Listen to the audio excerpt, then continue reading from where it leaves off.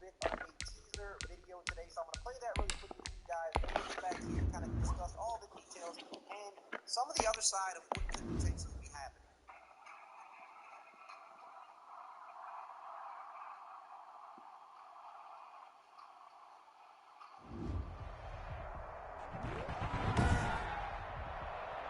Tonight, from Heinz Field in Pittsburgh, it's Week 7 of the NFL on EA Sports.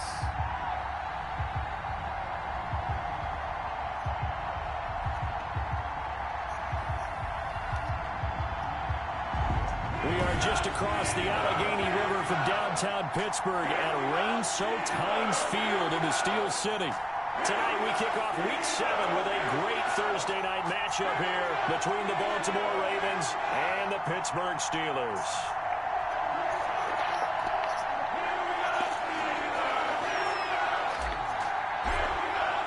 Getting toward the halfway point of the NFL season, Week 7 is underway on EA Sports. Fielded a couple yards into the end zone. And they'll get him down right around the 25, actually the 26 officially, so a net gain of 1 there. At their own 26-yard line.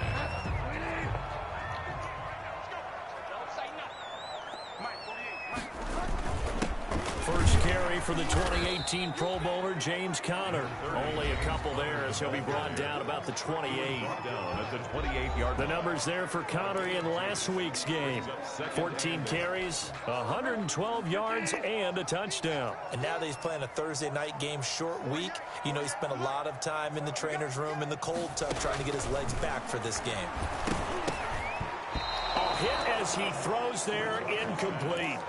You can tell they wanted to get that ball downfield, but they had nothing working in the secondary, so he dropped it off to the running back. That one ended up incomplete. An early tough test on the opening drive. This is 3rd and 8. From the gun, Bridgewater. That's complete to his running back, Conner. And he will have a Steelers first down as they're able to get the 3rd down conversion. It's a 9-yard gain, and it keeps the drive moving. Charles, Thursday night game, I think a lot of teams probably say shrink the playbook somewhat. Is that correct? I think you're right about that because you just don't have the amount of time that you have in a normal week to put in a full playbook. So, as you said, you shrink the playbook, pick out the plays that work best for you. You know what else you're looking for? What's that? Who are the freshest guys coming off of the last game to play on a Thursday night? Guys have a little extra pep in their step. You go to them early and often. And he'll go down right around the 47 this time. 2 yards, good enough for a first. 2nd and 1, if people want to run the football, this is where every back in the league is supposed to do exactly what we just saw there. Pick up the first down. A first down throw for Bridgewater. That's into the hands of the tight end, Boyle. And he takes this one down almost all the way to the 30. 22 yards on the catch and run, a first down. Good job there to locate his tight end, Charles, in the middle of the field. Yeah, he has good pass-catching abilities, and if they're able to continue to find him here in the early going, I think it'll help out his teammates out on the perimeter. You can take the big shots later if he occupies their attention. Christian Kirk, the man he was looking for, and now it's 2nd down. They've given up a few first downs on this drive, but getting the incompletion there, that should give them something to build on and maybe turn the tide. Throwing again, Bridgewater on 2nd and 10. He'll get that one complete to Conner. And he is out of bounds inside the 30. 5 yards, now it's 3rd and 5.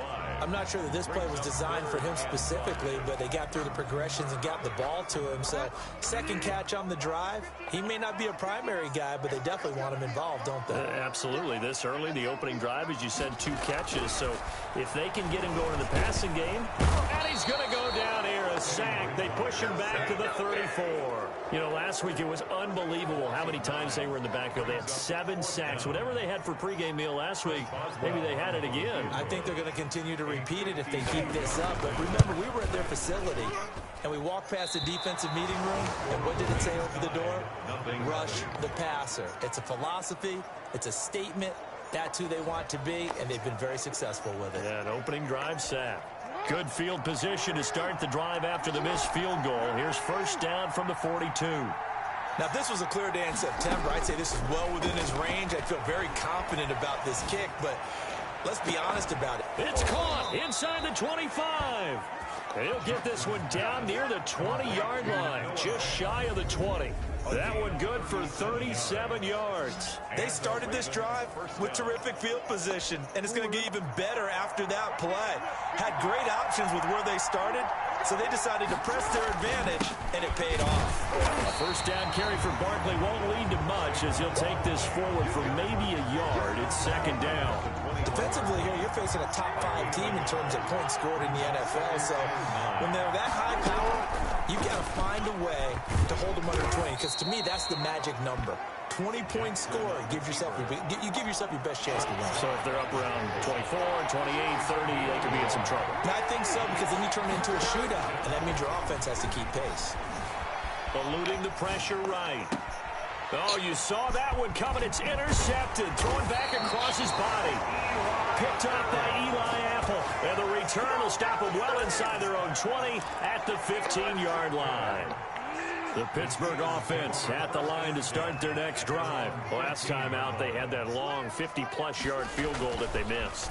And I'm sure on their sideline they're thinking to themselves, okay, do we still want to try one if we're in that position again? And I would dare say that the answer would be yes. They're going to have a lot of confidence in their kicker. But just to be on the safe side, I'm sure they told their offensive guys, can we get a little bit closer this time? Closer. Yeah, you know, I'd rather get in the end zone first and foremost. But if all else fails, less of a field goal attempt for him. And he's going to be taken down here with a penalty flag on the field.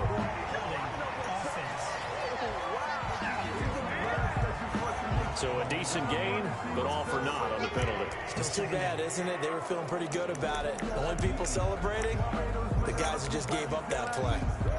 Now they face a second and long following the holding penalty.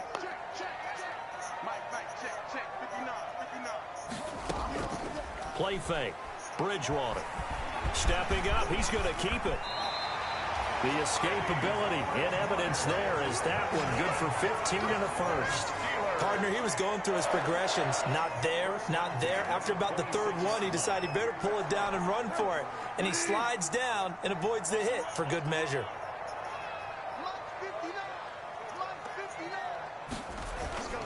On first and 10, Bridgewater. Oh, incomplete. The rookie had it and lost it there. And it'll be second down. It's now second and 10. Once again, they'll come up on the 26-yard line, second and 10.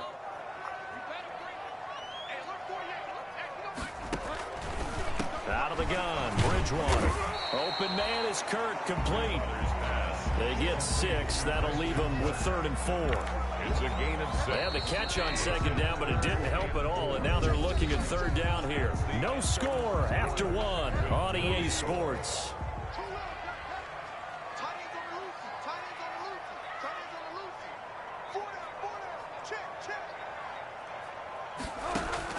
Bridgewater from the gun on third down. And he takes a shot on the release as this will be incomplete. The passing game not in sync here early. And now it's 4th down. Chris Jones. That looks like it's going to be 2 empty possessions now to start this football game. I think they're going to have to sit down and talk about what worked for them last week in their win.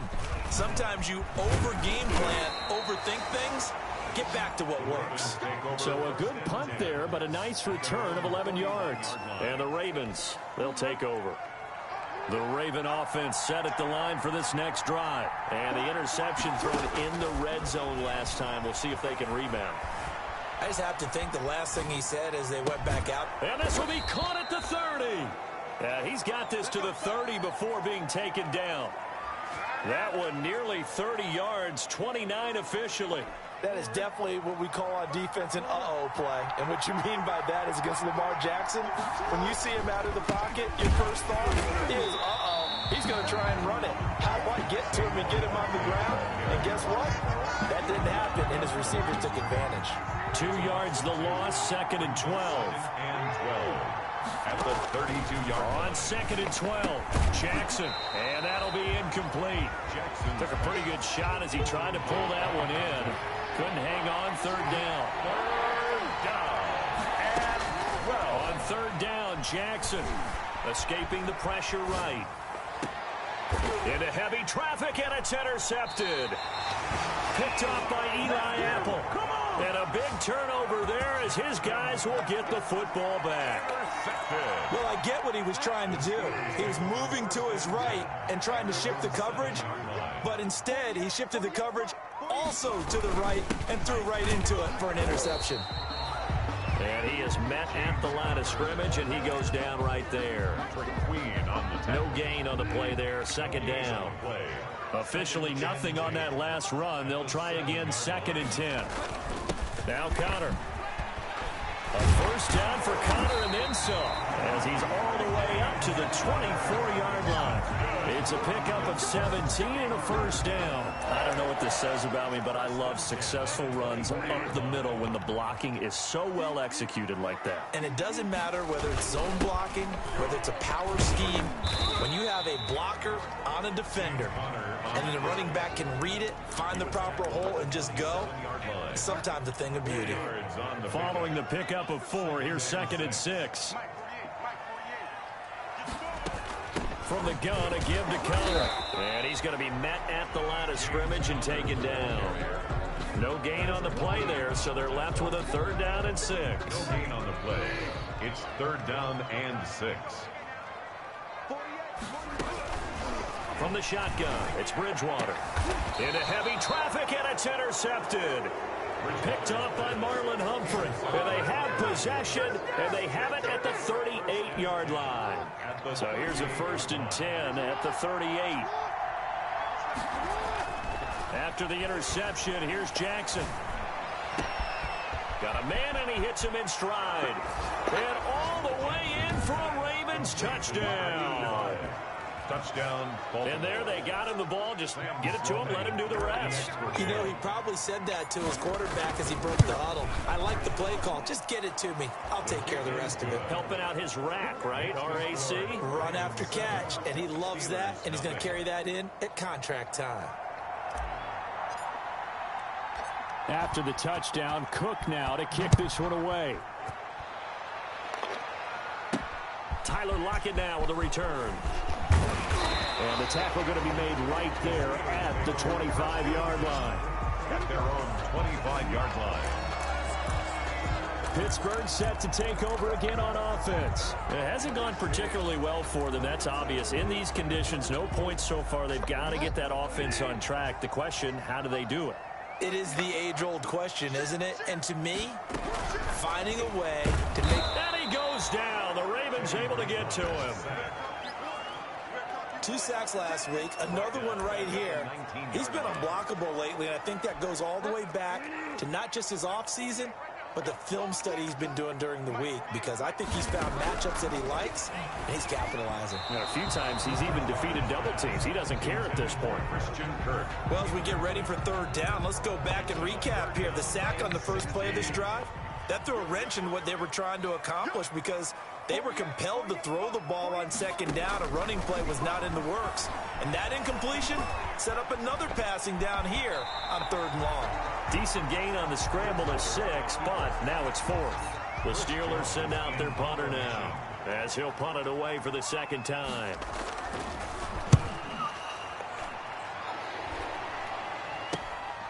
Returnable here from the 38. That'll go as a punt of 34 yards that time. And that will come the offense as they take over.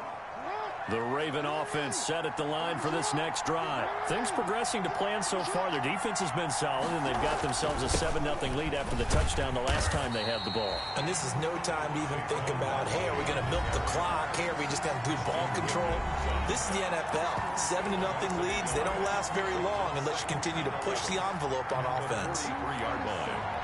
Coming up at the half, a reminder, we go back to Orlando to check in with Jonathan Coachman. He'll have a look back at our first half, as well as a look ahead to what's coming up later this weekend.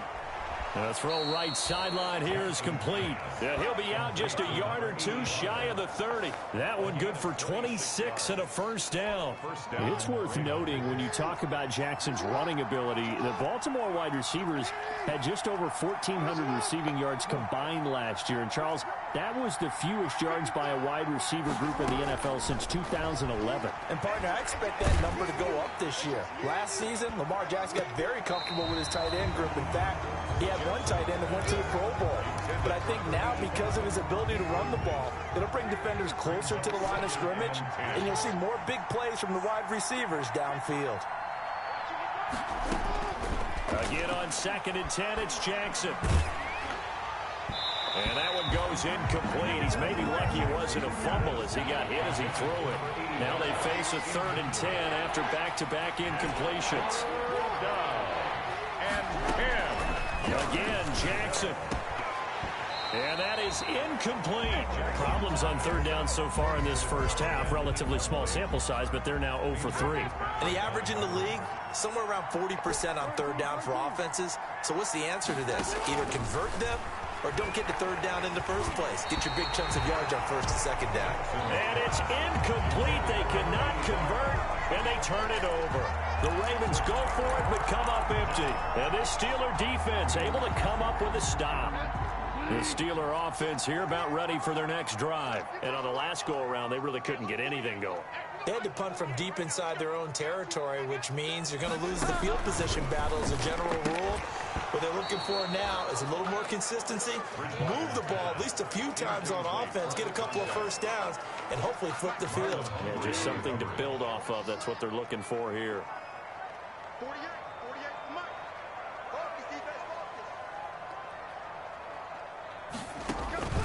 On 2nd down, Bridgewater again. Oh, the ball comes out on the hit, but they'll say it's incomplete. Well, so far in this drive, they've done some good work. They force incompletions on 1st and 2nd down, bring up 3rd and 10. That brings up the big question. Do they bring pressure, or do they play coverage on this down? On 3rd down, Bridgewater. He'll bite, and he's going to have to eat this one as down he goes.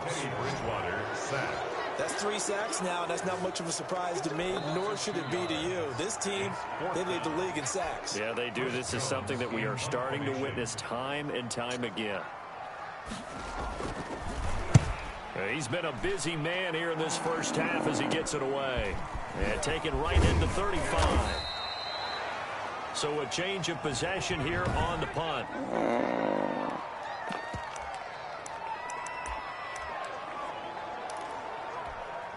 The Raven offense set at the line for this next drive. And last time they were very fortunate, this offense. They went for it on 4, turned it over in their own territory, but the other guys held up.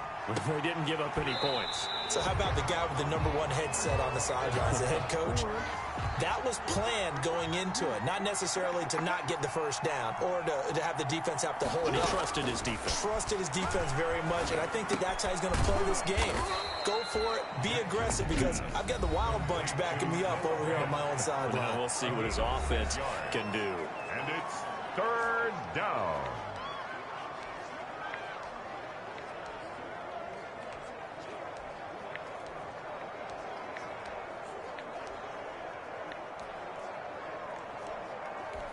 They face a 3rd and 4 after that last completion gets them 6.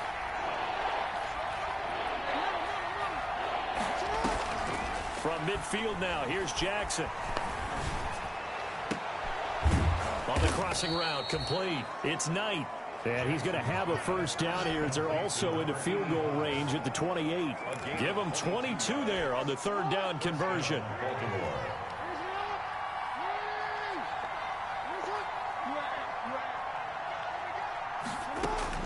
Throwing now, Jackson on 1st down. And that is incomplete. He was looking for Matthews that time, but it'll be 2nd down. It leads to 2nd and 10. To throw again, Jackson. Steps away to his Jackson hit, and he lost the football. And it's picked up by the Steelers. And he'll take it across midfield and down to the 48-yard line. Recovered by the defense.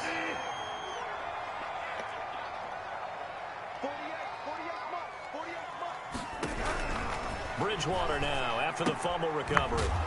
And now a fumble. The ball's out, and the Ravens have got it. A big seam, and he might go all the way. I need to get my swag right there. This is going to be brought back for a Baltimore touchdown. To number 35. Touchdown, Baltimore. And he has great speed, defensive back speed. Once he got it and took off, there was no catching it. And I know every team tells you to hustle no matter what the play, but there was no chance of catching him. Maybe if it had been a defensive tackle running with the ball, but not in this case.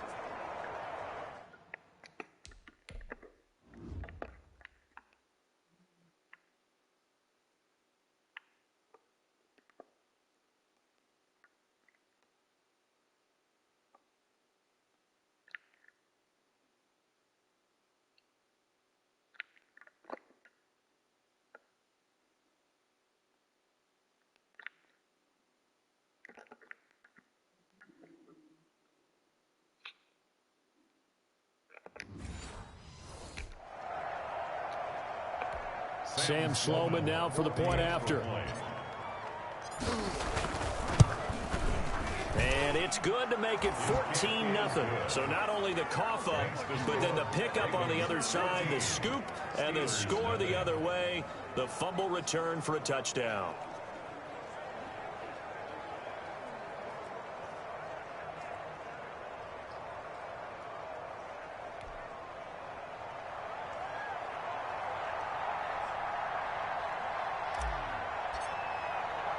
So still time for the kickoff here. 1 second to go in the half as this one is away. Lockett the return.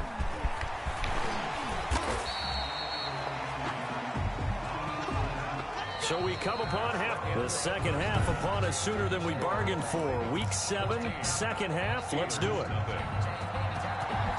Forecast calling for more of the same. The rain set to continue as we are underway in the second half. And he'll take it up past the 25 to the 26-yard line. Take over first and 10 at their own 26-yard line. So here are the Ravens to take over on offense. They're on a 3-game winning streak, and right now looking good in this one as well. On first and 10, it's Jackson. Flush to his right. And that is incomplete. Matthews the intended target, and it's second down. To the sideline and incomplete. It's second down and 10. They'll give it to Barkley off the option play. And maybe Shane's in the steel curtain here as the Steeler defense drops him behind the line again. They'll wind up losing 3 yards here. And it'll be a third and about 13. From the gun, Jackson. And the throw there going to be incomplete. He'll definitely say that that's one he should have held on to. But when you're playing in elements like this, sometimes those bullet passes, those ones with a little bit of pace on them, they can be difficult to hold on to.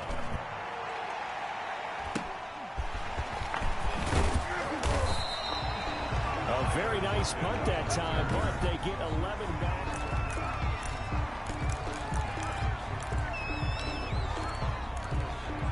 Good starting field position for them here as they come up first and 10 right at the 50-yard line.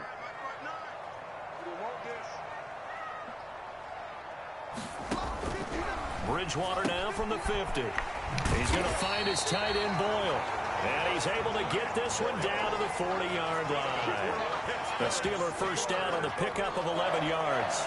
And what a nice example there of a tight end doing exactly what he needs to do. How about how he worked his way to the outside, made sure he secured the catch, and then anything after that, we count that as a bonus. And indeed, he gets enough for the first down. And now the Raven defense going to call a timeout. It's just their first, so 2 remaining as they burn one here in this third quarter.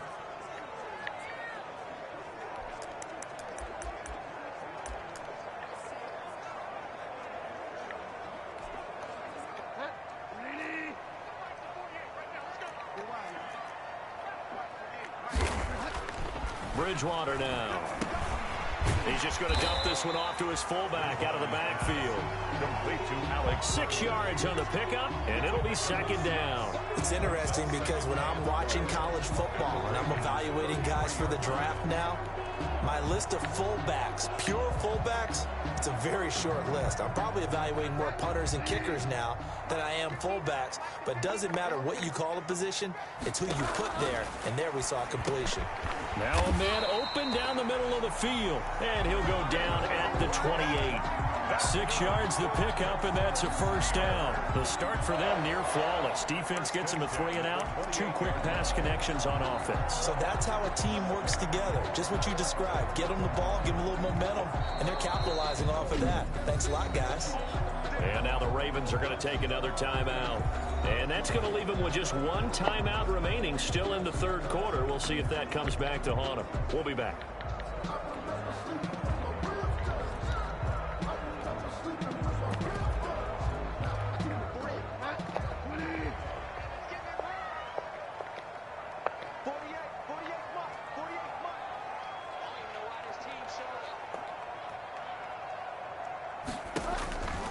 Bridgewater now looking to throw on first.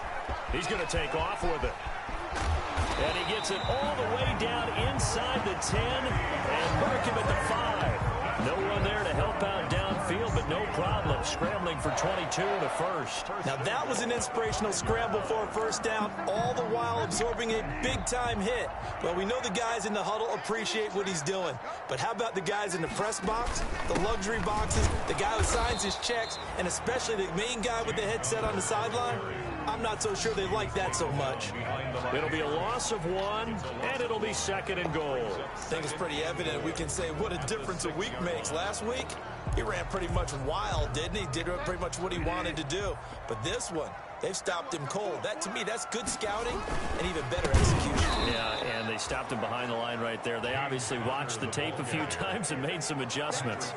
They lost 4 there, and it's 3rd down. Well, we saw a lot of negative plays that resulted in plenty of lost yardage in the first half, and that trend is continuing here. 3rd and goal for Bridgewater. Fine work by the Baltimore defense to help bring up 4th down. They certainly had good starting field position on that drive, but couldn't do anything with it after 3 plays. Have to admit that that's a disappointing end to excellent field position.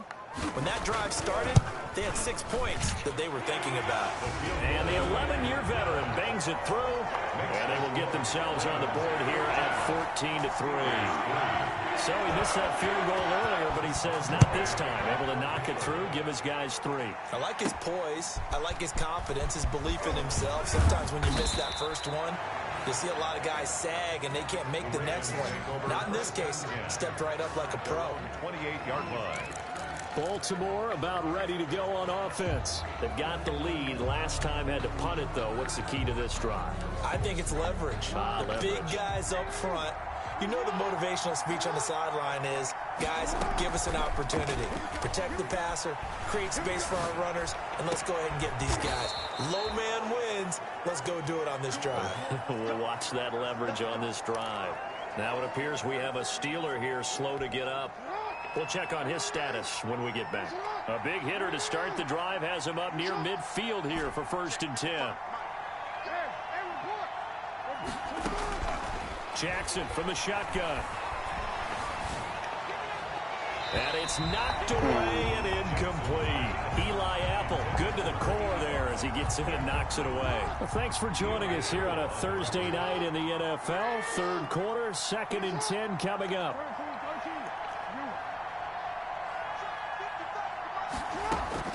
Throwing again, Jackson. Oh, and for the 3rd time, Jackson going to be intercepted. It's Chuck Clark picking it off. And a big return will get him all the way down to the 35. Wow, between last week and this week, that's now 8 interceptions. 5 a week ago, now 3 here. Well, he is so lucky that one of the defense coordinators I played for, a man named Ken Donahue, is not there right now. Because he saw that happen during his coaching career, and he grabbed the quarterback in the midst of a streak like this and said, tell you what, son, why don't you throw it to the defensive guys, and let's see if our receivers can intercept it. He's got to figure something out because the current formula's not working. They run the option on 2nd down. And he doesn't quite make it, taking it within an eyelash. Dropped at the 1. 25 yards that time. A little bit of a breakdown there defensively, and the RPO turns into a big chunk play. And when you think about running offense, the word comes to mind, assignments, right? Because you have to carry those out. But you have to play assignment football on defense, too, against a team that runs these RP. And caught in the end zone. Touchdown, Steelers. Christian Kirk with touchdown number 8 on the year. And the interception by the Steeler D leads to a touchdown. Conversion. First and goal, forget running the football, forget establishing anything. Just put it in the end zone with the pass for a touchdown. Oh, yeah, I guess that's the definition of catching the defense off guard there. They weren't expecting that. And that totally goes against type, doesn't it? When you think first and goal from the 1, you're thinking running play. And no return on this one as the fair catch is signaled for and taken. The Ravens take over first and 10. And now Baltimore gets set to take the field. And following the interception, just any interception, are you a little bit more cautious when you start that next drive, or no, you just throw that out the window? I think you are. I don't think that there's any way you can run back out there and go, totally didn't affect me. Let's just go ahead and be loose with the football again. You're going to take care of it, but you have to be careful about being too cautious because now you can't run any offense at all. Still want to attack. We'll see how they attack him here. It fights him off, but now he's swallowed up and taken down. Jerry Tillery never giving up. He works his way to the QB for a loss of 12. Final minute now of the third quarter. Throwing on second and long. Jackson flushed out right. And Matthews has it right side. And he'll be brought down just shy of midfield at the 49-yard line. It'll be a pickup of 15 as that'll lead to third down. In need of a conversion on third down. They had the big play to start the drive. Not much sense. Here's this out for Matthews. It's caught at the 10. And now they are knocking on the door inside Pittsburgh's 10. They're able to convert on third down, and that sets up a first and goal. That's evidence of why you spend a high draft pick on a receiver, isn't it, Charles? It certainly is. His ability to make plays like that, and we've seen flashes of it from him so far in his rookie season. But also, it opens things up for the rest of the offense because they have to bring their attention to him as well. Eluding the pressure right. And he'll take it into the end zone for a Ravens touchdown. Taking it in from 7 yards away. And the Ravens will extend their lead. Well, that was all Lamar Jackson all the time on that drive, both through the air and in the end with the touchdown run. Yeah, how about him doing things a little bit on the reverse side there, Brandon, because he softened him up throwing the football and opened up the running lanes. And when he gets a little bit of a sliver, he's gone. And that's exactly what he did there. Lockett the return. And up to about the 26-yard line, just across the 25. The Steelers take over first and 10 at their own. And Pittsburgh getting set to take the field. And you figure after giving up that last touchdown, they trail by 2 scores here in the fourth quarter. This drive becomes very critical. Bridgewater on first down. Stepping up, he'll try and run. He'll wind up getting right about 4 there on the scramble, and it's second down. It's now second and 6 at the 30-yard line. From the gun, Bridgewater. And this one incomplete. Too much contact to hold on to that one, and it's third down. It's been clear in this matchup which side has been the more physical one. It's been this defense. And here's another example on that last play. He's got Lockett. And he will have a Steelers first down as they're able to get the third down conversion. A gain of 10, good for a Steeler first down. First and 10 at the 41-yard line.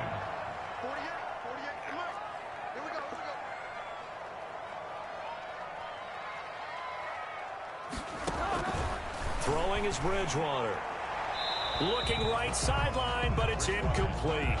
Got out of the pocket. Didn't look like he had anybody open, Charles, so just gets rid of it. And a good play by him. If no one's open and you don't have a running lane that you want to take, make the right choice. Get rid of it. Live to fight another down.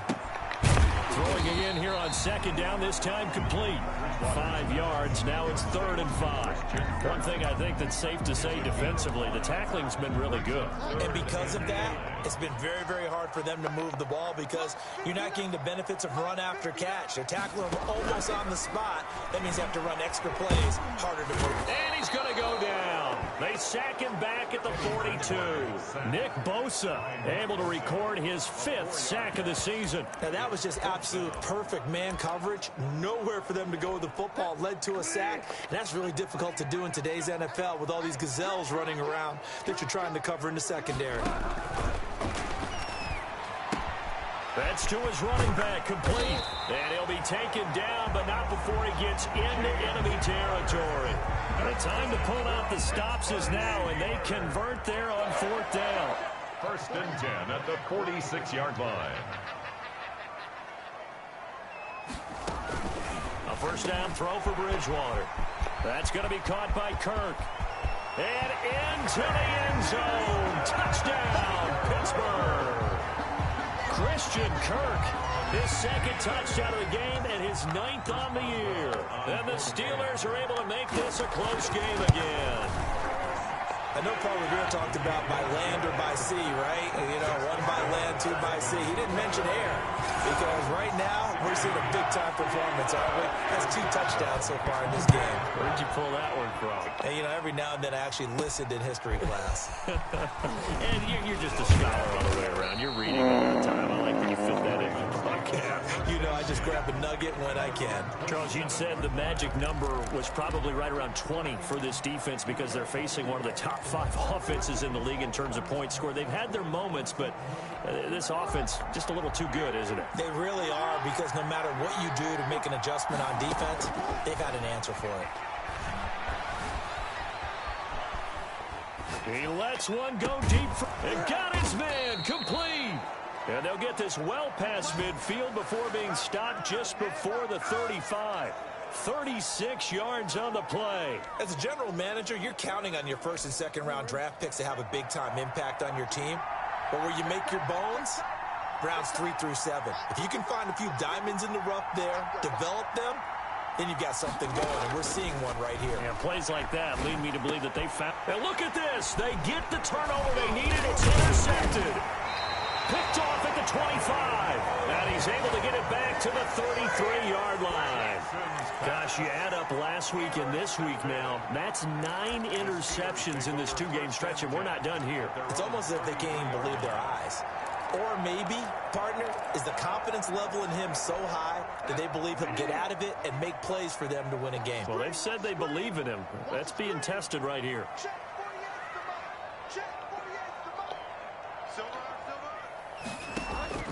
Following the interception, here's Bridgewater. And he'll be hit as he releases it, and that'll fall incomplete. Certainly appeared to take away his first read, and by the time he tried to look elsewhere and find an open target, the coverage was too good. That one falls incomplete. Throwing again, Bridgewater on 2nd and 10.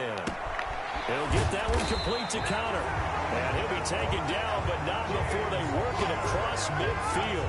22 yards there, a 1st down.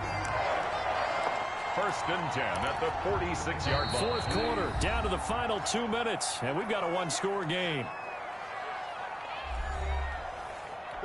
So the Steelers with the football as we get you reset. And let's see what they've come up with offensively after having time to talk it over. 1st down, Bridgewater. And he can't get a throw off. He's taken down. What a huge play at this point in the game. And he can't get a throw away. He's taken down. Now the Steelers use the first of their 3 timeouts as they'll talk it over here before what will be an important 3rd down.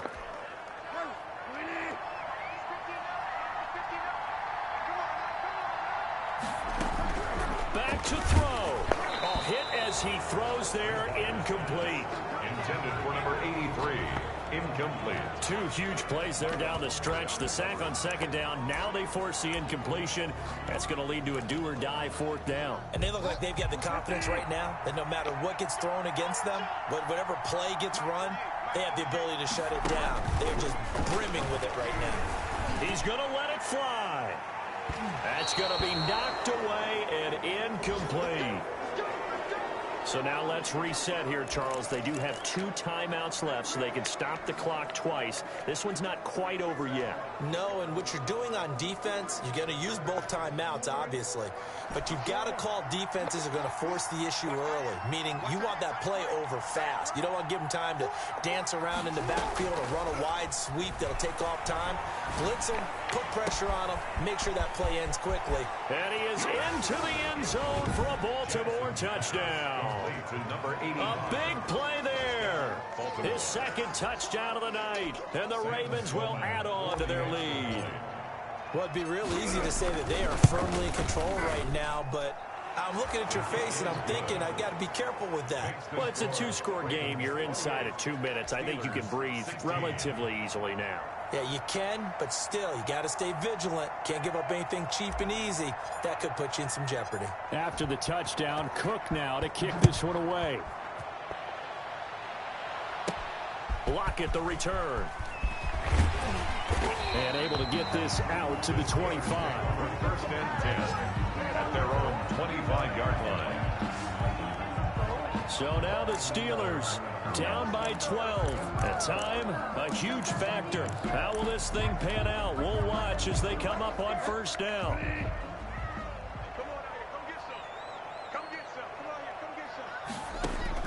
On first and 10, Bridgewater.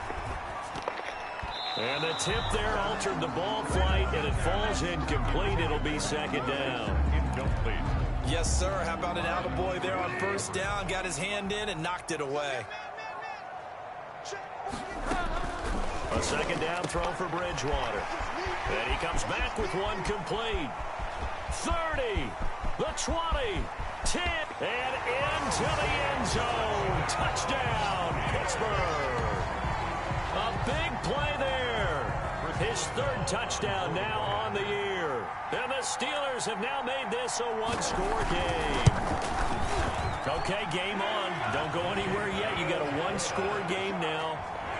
Probably going to rely on the onside kick coming up. Yeah, they have to. It's not a high percentage play, but it's better than not having a chance at all. And that's when you put your leapers and your flyers on one side, get that high hop, and hope that one of the guys can come up with it. And on the other side, get that hands team ready. No doubt about it.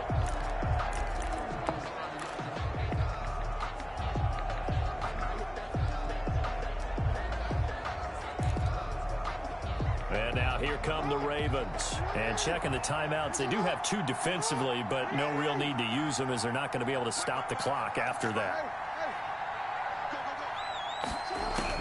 Oh, Jackson's going to throw it.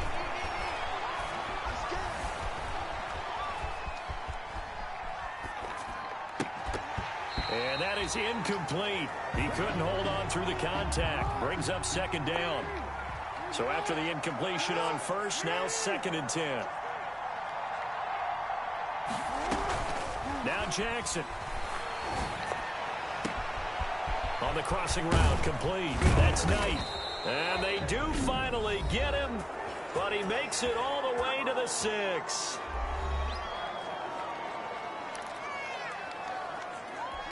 Now a chance to make that big play really hurt. It's first and goal just outside the 5. Here's Jackson. Toward the end zone, but that's going to wind up incomplete. So much for the best laid plans and best designed plays. That was good coverage along the sidelines. No place for that one to get in there. It sails incomplete. Throwing now is Jackson. And this is caught. And that could seal it. It's a touchdown. Touchdown, Baltimore. And that touchdown should make you feel comfortable. But do you really feel like it's totally over yet? Not totally, but I think you're pretty much there. Yeah, you've still got to make sure you stay with it, do all the right things down the stretch, especially on defense. But that touchdown there, you've got to feel good about your chances. A good hold in these wet conditions. The point after is up and good, and it gives his guys a 12-point advantage. After the touchdown, Cook now to kick this one away. Lockett the return. And it's a pretty good return here as he'll get this up to the 29. The Steelers take over 1st and 10 at their own 29. Now it's the Steelers' turn. Trailing in this one now. 36 seconds remaining. It's an extremely tall order in front of them, but they've got the ball with a 1st down. Out of the gun, Bridgewater. He'll get this to Connor underneath, and they'll get it up just short of the 45 at the 44. Good work after the catch gets him 15 and a 1st down. And that is incomplete. 16 seconds now on the clock. It's another zone defense. It looks like it's open for possibilities, but they did a nice job patrolling the middle of the field and forcing an incompletion. On 2nd down, Bridgewater again. And that's going to wind up incomplete. However, we do have a flag down. Let's check in with our referee.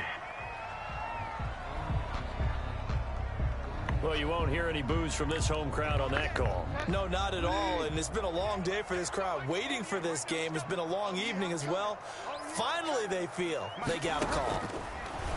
From the shotgun, it's Bridgewater.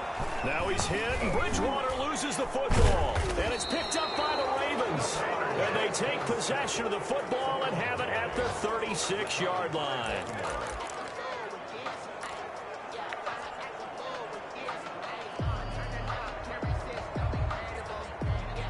I'll tell you, far from ideal conditions to play in, but neither offense has had much trouble. Plenty of points to go around. 1st and 10. He's got his man on the crossing route. And he'll have it past midfield almost to the 40 before being taken down. So the final seconds tick away in this Baltimore victory. And they were buoyed, Charles, by a big second half that put this one on ice. So you get the sense that whatever was said at halftime obviously hit home. I think it's a little bit more than that, though. Obviously, there are words that are said, and, hey, come on, guys, we have to play better. But sometimes it's just sharpening your execution, sharpening your focus, and maybe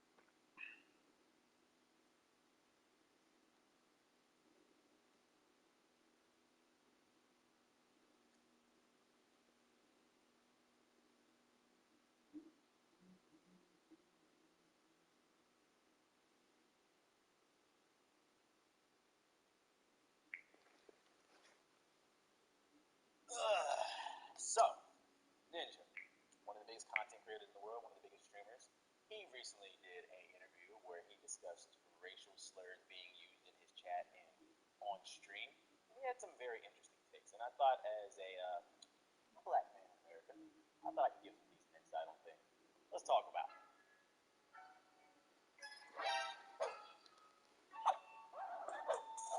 What's going on, beautiful people? The Black Okage here, aka ZBH, and to be honest, Ninja, he's got some interesting takes on racial slurs. Before we talk about it, friendly reminder that I am giving away a free next-gen console. All you gotta do is click that link in the description box below. I'm giving away a free Xbox Series X. Yes, that is Microsoft's new next-gen console, 4K capable. You can play Forza and Gears of War and Cuphead at 120 frames.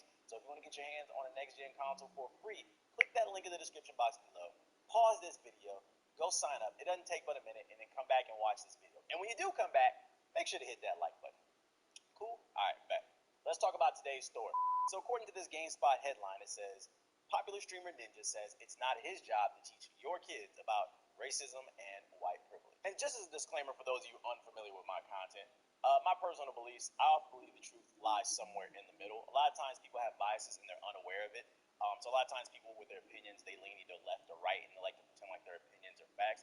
But oftentimes I see, because I'm a hyperlogical person, the truth often lies in the middle. So don't expect some wild hot take on this. So in this interview, they asked Ninja how he conducts his streams, and when asked what could be done to mitigate often inflammatory comments made in the chat, which inevitably tends to devolve into some form of derogatory or racial slurs, Ninja said it all comes down to the parents. But it all comes down to the parenting, Ninja says. You want to know who your kid is? Listen to him when he's playing video games when he thinks you're not.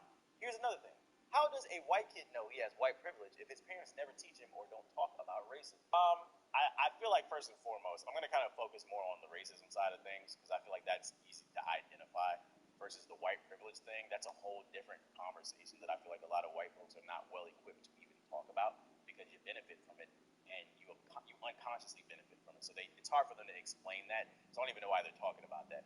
But on the racism side of things, I think every parent is absolutely capable of teaching their kids what racism is. Some people might not like this, but I do somewhat agree with him when he says it is not his job to teach your child about racism. At the end of the day, if you have kids, it's your job to raise them to be the best person possible and treat people. It's funny to me how everybody knows the saying, treat people the way that you want to be treated, but I feel like a lot of people don't actually abide by that law, and then they wonder why their karma and their attraction, what they attract, is so negative. So I do agree to some degree that it is the parent's job to teach the kids about racism. You need to be paying attention more to your kids.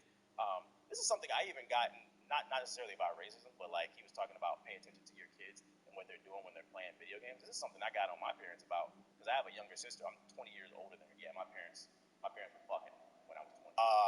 And I even said to them, I'm like, yo, it feels like you letting the Xbox raise them. Now, this doesn't pertain to the racism conversation, but it does kind of pertain to what he's saying in a sense that I do feel like a lot of parents let the Xbox and the PlayStation raise their child, and they pick up bad habits when people in the lobby, and they think that the things that they say are okay. So absolutely, it is the parent's job to raise their kids. Then Ninja went on to say it's not his job to teach kids about culture or topics related to race because his first instinct is to assume he's being trolled in the chat.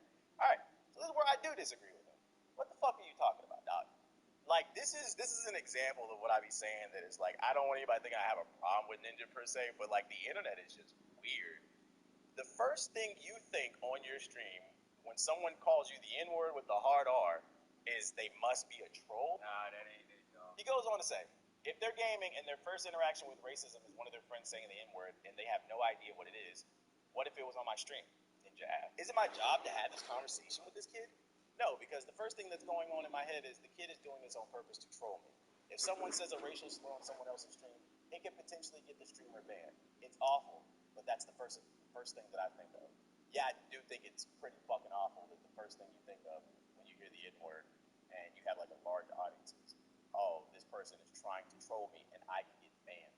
Instead of trying to, and it's really weird to me too because this side of Twitch, they're all about positivity, love, and peace, and all this other bullshit, right? But you don't take the time to educate people. Because, like, it's kind of like what he said, like, the kid that's saying it, he might have heard it from his friends, and he might not know what that is because his parents didn't teach him, so he's completely ignorant. He might not actually be racist. He's completely ignorant to what he's saying. And you, a person of influence, could have took that time to educate them and be like, no, you shouldn't do that. And at bare minimum, right, at bare minimum, if you didn't want to take the time to educate the kid that's on the stream, like you just want to mute him to protect your stream, cool.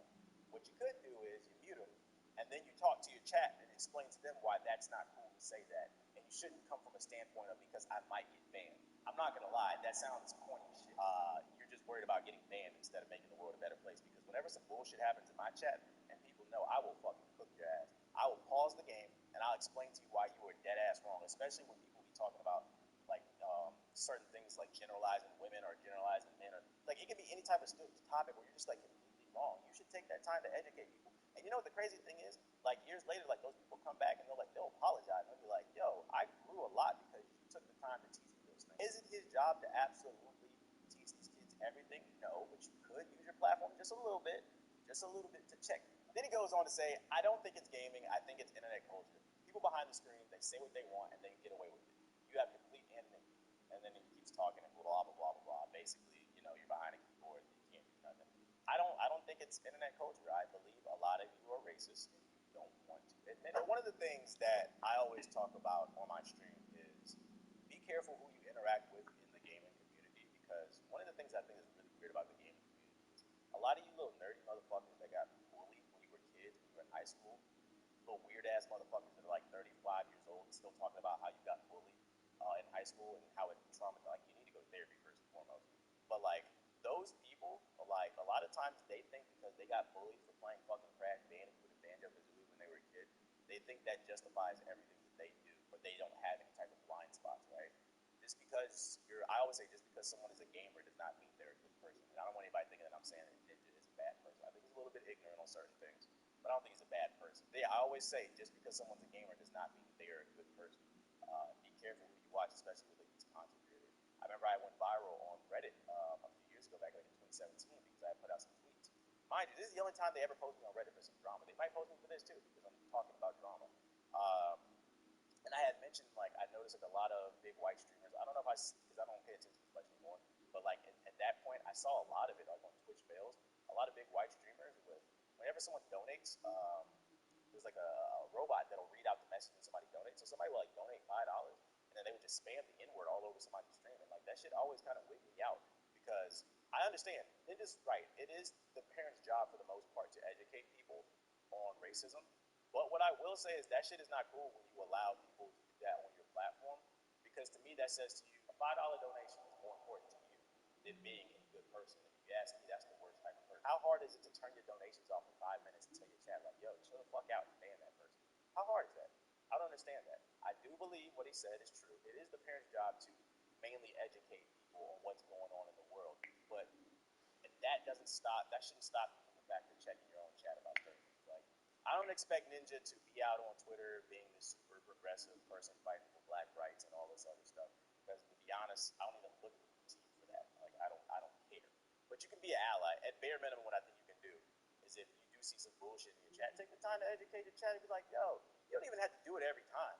Like, you just do it every once," because I don't know how often it happens. If you see it in your chat, just check it, bro. Just check it. Like, it'll help them grow as a person. Because the thing is, I always say, how can someone know they're wrong if you don't tell them? Like, just like how he said he doesn't know the words, you acknowledge that sometimes they just don't know, and you have a ton of influence over these kids. I don't expect you to actively be out here fucking at the Million Man March and all that stuff. I'm not looking from that from Ninja. But at bare minimum, when you're streaming, you can at least explain to your audience why that's not cool. Because at the end of the day, if you keep letting it fly, they're gonna keep appearing on your stream and letting it fly. People know not to come in my chat. I'll motherfucking cook your ass with that shit. I think the truth is in the middle, what he said. I think the truth is in the middle. I will say it's very disappointing to hear him say he's more worried about getting banned than educating people. And that is why the world struggles to become a better place. Shit's a goofy ass entity. But it is what it is. Y'all let me know what y'all think in the comment section below. Y'all agree with that? Time to educate people what's going on, or just keep it moving?